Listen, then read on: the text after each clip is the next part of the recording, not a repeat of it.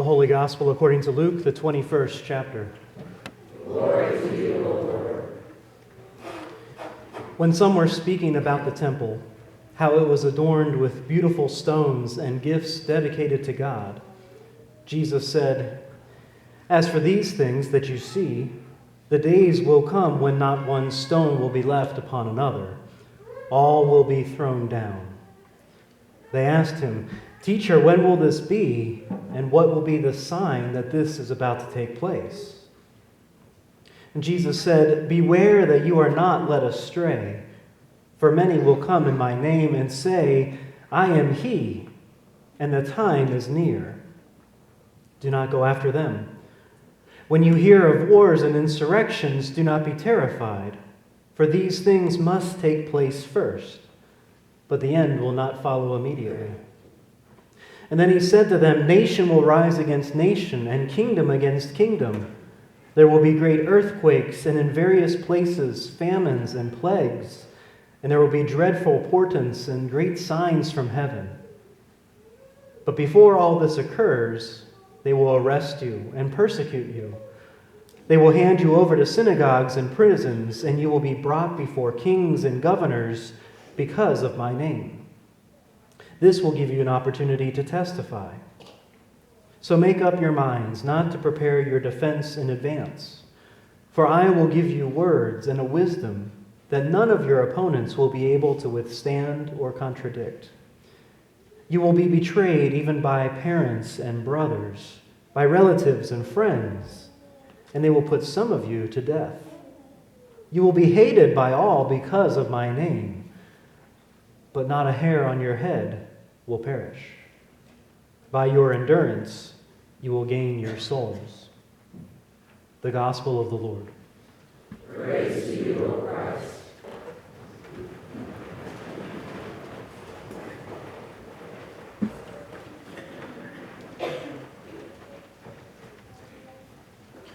So who can tell me what Harry Truman, Doris Day, Red China, Johnny Ray, South Pacific, Walter Winchell, and Joe DiMaggio have in common? They're all named in a song. Right, okay. According to Billy Joel, they were headline events starting in 1949 as illustrated by his song, "We Didn't Start the Fire." All right, don't make me sing it. But do you remember the chorus to that song? "We didn't start the fire. It was always burning since the world's been turning. We didn't start the fire. No, we didn't light it, but we tried to fight it." I apologize for those who don't know it. Last night after the service, someone said, "If it was a country song, I would have known it." But this song, Billy Joel's song, goes on and on and on. And he describes all kinds of headlines that were making events and people from Billy Joel's birth in 1949 to when he wrote this song in 1989. I remember it because one of my high school history teachers played it in class, but I haven't figured out why. I couldn't remember that part of it. I think he was just remembering his childhood because he was jamming. But legend has it that Mr. Joel wrote this song after having a debate with someone who was half his age about whether or not anything of significance has happened to him while he was growing up, because the younger person believed he had lived through much harder times than Billy Joel had. So the result was this history lesson of a song filled with those people and events from all those decades, but also including those people and events that left a negative mark on our society and on our world. No, we didn't light it, but we tried to fight it. I mean, they knew they were surrounded by bad stuff, but what could they do? How many times do we hear people believing the end is near, right? I mean, things certainly can't get any worse than they are now, and things are certainly worse now than they've ever been. Ever! That really must have been a tough decade when the song was released, because just 2 years prior to that was when REM released their song, "It's the End of the World as We Know It," and I feel fine. You are country people. If you don't know that one, it was another song that was filled with people and events that made us question how this world can go on. But is it anything new? Like I said, we think about that same thing today. It feels like the frequency of what? Natural disasters, floods and fires and storms is increasing. We have this increasing occurrence and fear of school shootings. We have this ongoing war of ideas and politics. We have hate-filled rhetoric. We have division. We have the longing for how it used to be. Well, I guess things really are terrible, aren't they? How is the world not right around the corner from where we are now? But somehow we've come to understand, I think, that things have always been like this. Like that song said, it was always burning since the world's been turning. And things are still this way today. No, we didn't fight it. We didn't light it, but we tried to fight it. And things will probably be this way from time to come. But when we are gone, will it still burn on and on and on? This world feels broken, right? It is broken. We are surrounded by pain and hurt and self-inflicted destruction, and we probably will be until the world comes to an end. God makes no promises that it's going to be better here. By the way, you're welcome for that earworm. And no, the band's not going to sing it as the hymn of the day. The singers refused. But like I asked earlier, is this new for us? Haven't we heard much of this before? Do you remember hearing this?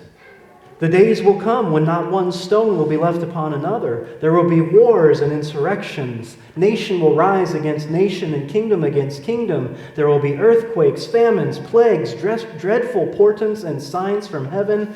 You'll be arrested and persecuted, put on trial, betrayed by loved ones, maybe even put to death. You remember that? That wasn't Billy Joel. That wasn't REM. That was Jesus. But he did bring us some good news in the midst of that. He did say, they will put some of you to death. You will be hated by all because of my name, but not a hair of your head will perish. It's good news, so even though we'll be hated or even dead, our hair will look fabulous. It might be good news for some, but what is Jesus getting at here? What is with all of this doom and gloom? Well, to think about that, we need to think about where they are in this story. This story in Luke's gospel comes near the end of Jesus' ministry. He's about to turn the corner and begin his journey to the cross and to his death. And at this moment, he's standing there in the temple in Jerusalem. And from the sounds of it, it sounds like he's surrounded by these crowds who have been following him and listening to him teach, and his disciples are probably there, and they're all ears until they start getting distracted by what's around them. Oh, look at this temple. Look at all these beautiful stones and gifts. How amazing is this? And Jesus didn't have time for that. You see these things here? There will be a day when none of it remains standing. Kind of gets a little cranky. He's probably been on the road with his ministry for a long time. He might be tired and hungry. I get cranky when I'm like that. But in those verses, right before this distraction, we hear of another situation there in that temple. Luke tells us about the rich people who were coming to put their gifts in the treasury, their offerings. And during that time, Jesus watched as this poor widow comes up and puts 2 copper coins in the treasury. And Jesus comments about how the rich only contribute out of their abundance. But this woman here, out of her poverty, has given all she had to live on. That had just happened. No wonder Jesus was stirred up. Even after all of this time, after all of his ministry and teaching and preaching, very few are still understanding what is truly important in this world and why Jesus had come.